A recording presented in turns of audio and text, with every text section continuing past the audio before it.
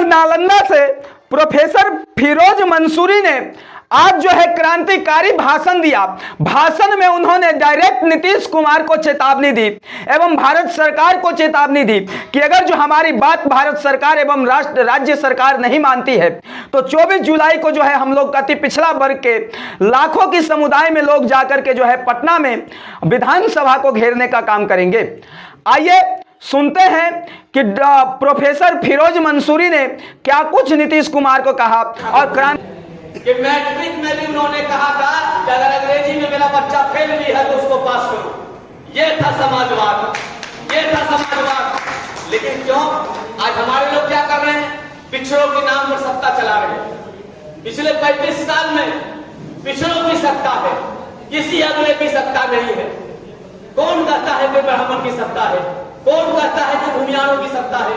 कौन कहता है कि कास्टों की सत्ता है? कौन कहता है कि राजपूतों की सत्ता है? खबरदार, पिछड़ों की सत्ता है। और पिछड़ों की सत्ता में बात आपकी करता है और बात करता है अपने सत्ता और अपने लोगों का। मजबूत जातियों ने कब्जा कर रखा है। मजबूत जातियों ने हम मगरमच्छ बना के हम तमाम लोगों को निवाला की तरह खाना शुरू किया है। वो बाहर जाके नहीं खाता है, वो हम लोग को खाता है। कौन सा समाजवाद, कौन सा लोहिया का समाजवाद, मैं जानना चाहता हूँ। कौन सा कर्पूरी का समाजवाद, मैं जानना चाहता हूँ। कौन सा बाबा साहब अम्बेडकर का कौन सी नीति, कौन सी पॉलिसी किसके लिए चल रही है, पूरी दुनिया जानता है, पूरी दुनिया जानता है। आज नौकरी में 2%, ठेकेदारी में 0%। ये जितने भी बड़े बड़े मॉल, बड़े बड़े आप देख रहे हैं अट्टालिका चल रहा है, बड़ा बड़ा जो आप देखिएगा मॉल, ये जो फ्लाईओवर है, ये जितना भी पुल पुलिया है, जितना भी सड़क है, आपने कभी सोचा है इसमें कर्पूरी का वंशज कहीं है क्या? नहीं है क्या? नाम बताओ। यहाँ सैकड़ों की संख्या में हमारे नायक बैठे हुए, एक भी हाथ उठा, कहो कि नालंदा के फला रोड का मैं ठेकेदार था, मैं आज राजनीति से संन्यास ले लूंगा, आज राजनीति से संन्यास, सामाजिक जीवन से संन्यास ले लूंगा।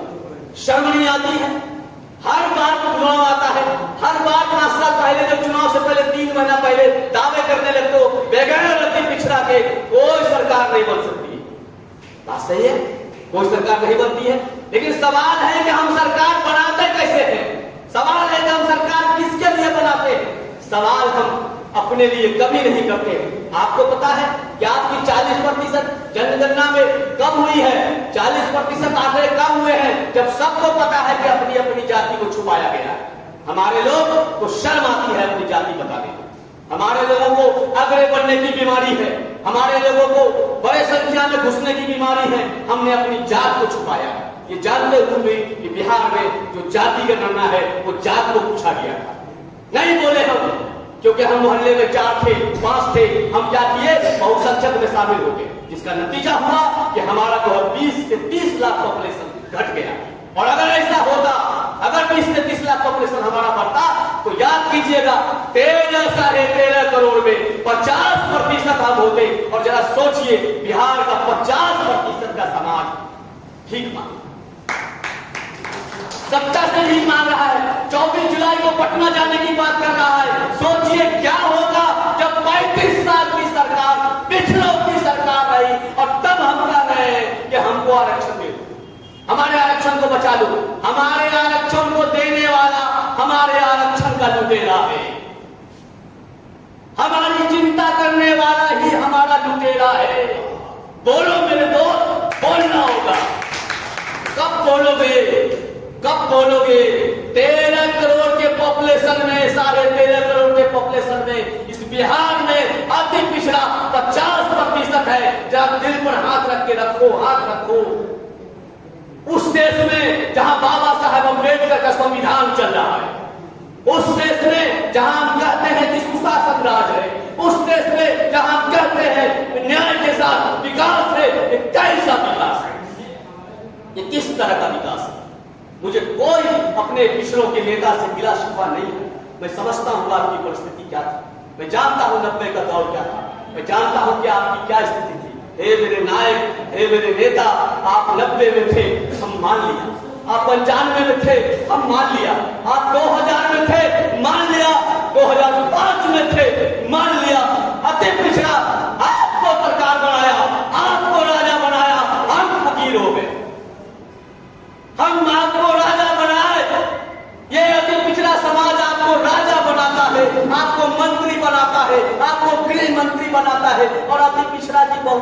सलामत नहीं है, अति पिछड़ा का बेटा सलामत नहीं है।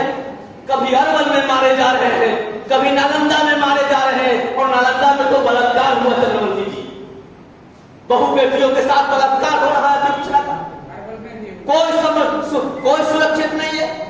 जहानाबाद में हम सुरक्षित नहीं है, हम मधेपुरा में सुरक्षित नहीं है, हम सहरसा में सुरक्षित नहीं है, हम पूर्णिया में सुरक्षित। बताओ बिहार के 38 जिला में अति पिछड़ा कहां सुरक्षित है? तब जब अति पिछड़ों की 35 साल में सरकार चल रही है। क्या बात है, कितना ठगोगे? लोहिया के समाजवाद से कितना ठगोगे? कर्पूरी ठाकुर को कितना ठगोगे? क्यों कर्पूरी के संतान से चैलेंज कर रहे हो? कर्पूरी के अनुयायियों से क्यों चुनौती कर रहे हो? क्यों ललकार रहे हो?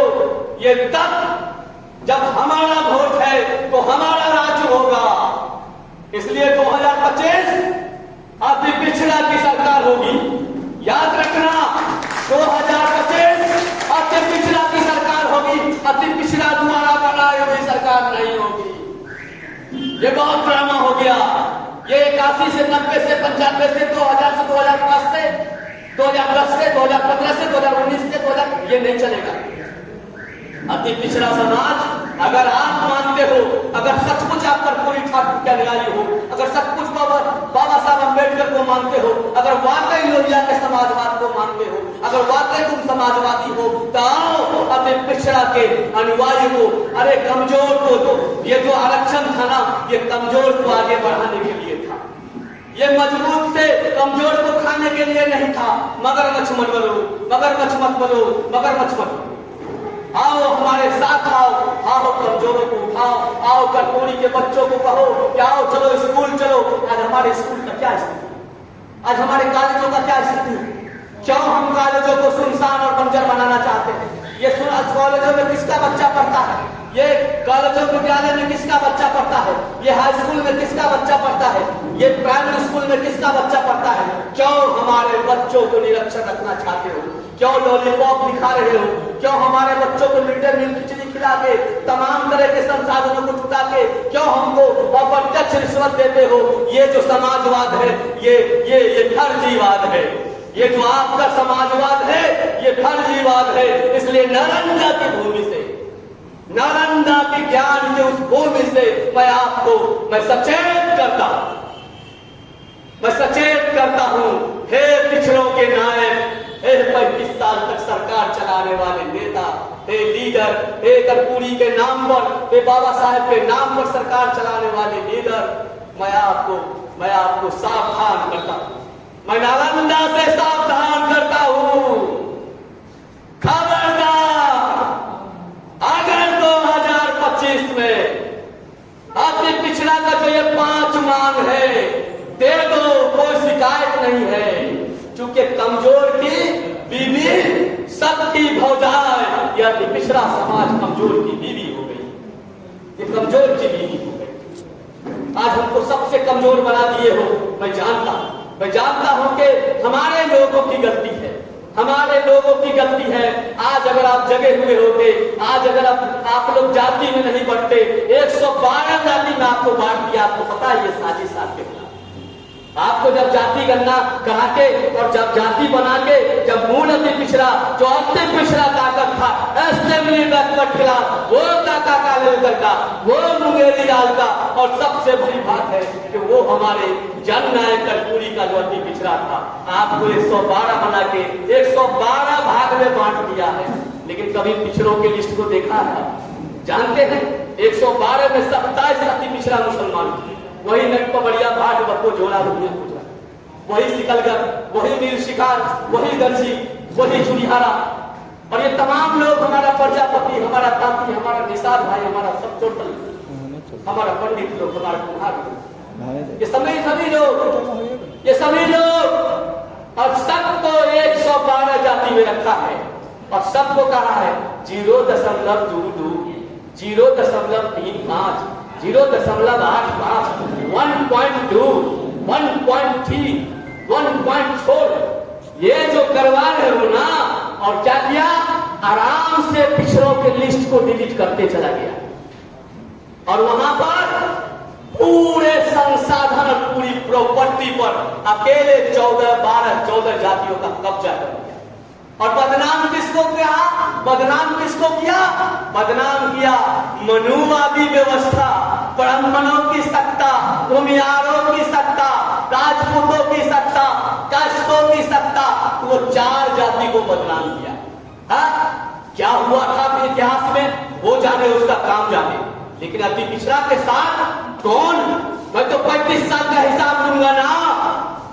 मैं नहीं जानता हूं कि क्या था मनुवादी व्यवस्था, मुझे सब पता है, पिछड़ों को सब पता है, अति पिछड़ों को सब पता है। लेकिन इस 35 साल में कोई भूमियार की सत्ता नहीं थी ना, मुख्य कुर्सी पर कोई मुख्यमंत्री नहीं था, तो हिसाब किससे लेंगे? जवाब किसको देना होगा?